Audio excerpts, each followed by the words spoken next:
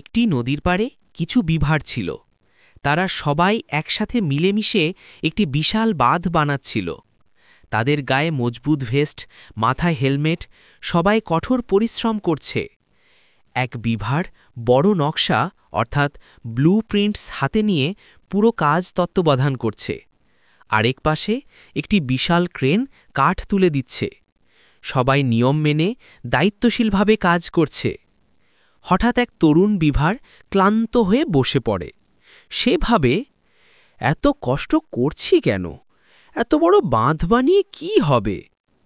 তখন দলের নেতা বিভার তাকে বলে, ভাই, এই বাঁধ শুধু আমাদের জন্য নয়, নদীর আশেপাশে যারা আছে তাদের সবার উপকারে আসবে।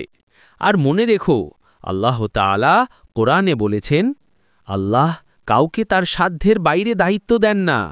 সূরা আল বাকারা, আয়াত 286।